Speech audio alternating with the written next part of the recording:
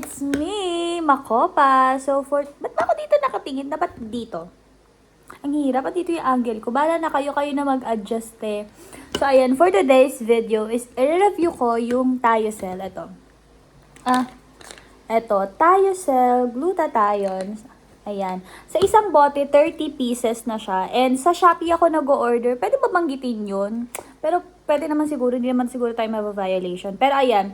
Sa Orange App ako nag-order ng aking Thiocel. Basta guys, make sure lang na legit yung orderan nyo. So the reason why doon ako umu-order instead na bumili sa Watson or Mercury or kung saan man is, mas mura be.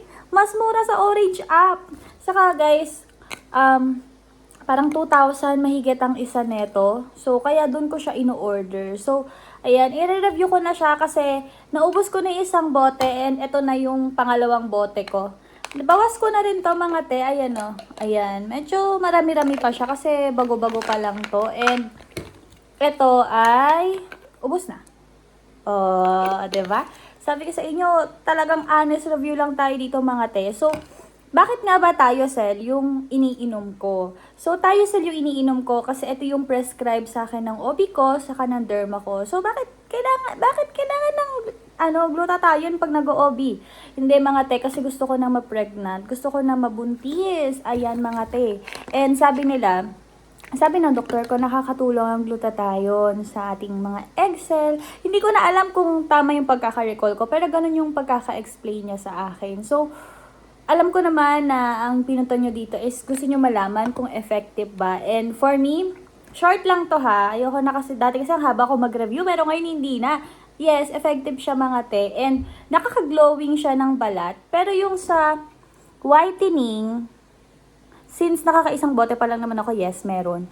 And nakaka-blooming siya. Ayan, no filter to mga mare. Ano lang talaga to, sa camera ko lang to. Meron lang akong powder, syempre para di tayo haggard, 'di ba? Pero ayan, tututok ko sa inyo. Oh! Ha! Kalat, 'di ba? Ang kalat ng likod. Pero hindi, ayan.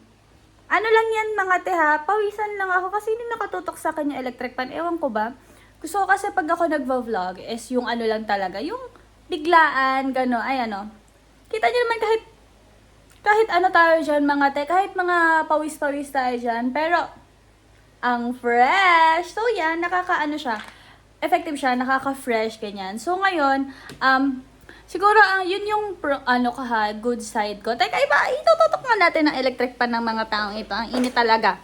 Sana hindi rinig masyado sa camera, no? Pero, ayan mga sis, ang gamit ko palang camera is iPhone 13. So ayan, no? Hindi ako like glass skin or what, pero dahil talaga dito, kaya parang, ang glow ko be. Glow in the dark, ganyan. So, ang pinakang gusto ko dito sa supplement na to, of course, is, syempre, nakaka-blooming. Nakaka-glow talaga siya ng balat. Sabi nga ng kapatid ko, ang blooming mo, te. Ganyan. Sabi ko, Thiocel lang yan. Eme lang. Pero ayun nga, yun yung pinakang gusto ko. Effective talaga siya kung gusto niyo lang talagang mag-glow yung skin nyo or pumuti, of course. Alam mo naman tayo mga Pinoy, mahilig tayo magpaputi. And effective talaga siya. Saka yung pagkaputi ko, hindi putla. Like, may glow talaga siya, be. And, siguro ang pinakang ayoko lang dito, ituturo ko rin sa inyo kung paano ko siya iniinom. Kasi nung bago ako nito, hindi ko alam kung paano siya inumin. Kung paano ko siya iniinom, ganito siya. Teka, open natin. Ayan. Open. Wow, tinuro. So, ayan. Ganito siya kalaki, mga te. Diba? Actually, nalalakihan ako sa kanya. Pero, carry lang. Di mo naman to idadarna. Ang gagawin mo sa kanya, ilalagay mo siya sa ilalim ng dila. Masakit siya, be.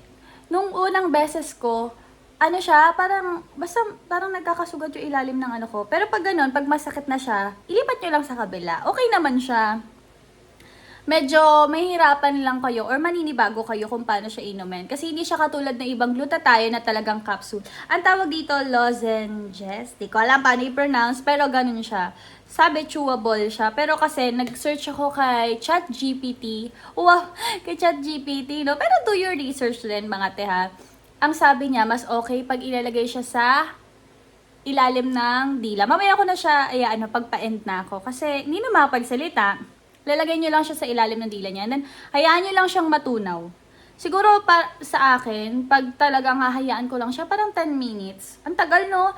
Pero ganun talaga tiis ganda mga te. Kung gusto niya talaga ng ng glowy-glowy na glutathione. Marami na ako na-try na glutathione before. Nag-metathione ako, nag-snow caps ako. Pero iba yung blooming ng Thiocel.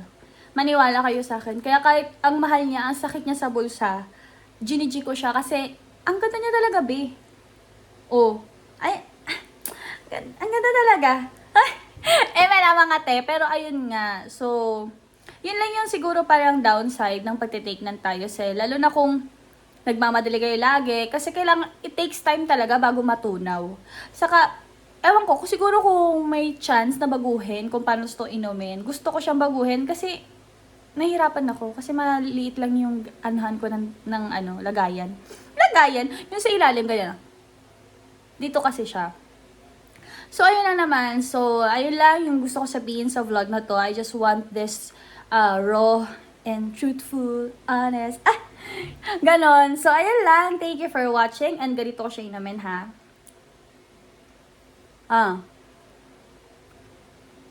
Ganyan lang mga te. O, di ba? Paano na kung ano magsalita. Hanggang ano mo lang siya, hanggang matunaw. Alam nyo, sinerch ko kaano ba yung best time para inumin. Ang sabi doon, dapat daw morning or night. Yung walang yung hindi best time pag walang laman yung tiyan. Sabi ha, chika lang yun. Hindi ko sure, pero ako dati sinusunod ko yun. Kaya lang kasi, ang tako ko kasi, may ang kain ko, walang time na, walang laman yung tiyan ko. Pag sa umaga naman, nakakalimutan ko. Kaya mas gusto ko pa rin siya ng gabi. So, ayun lang mga te. Thank you for watching. See you on my next vlog.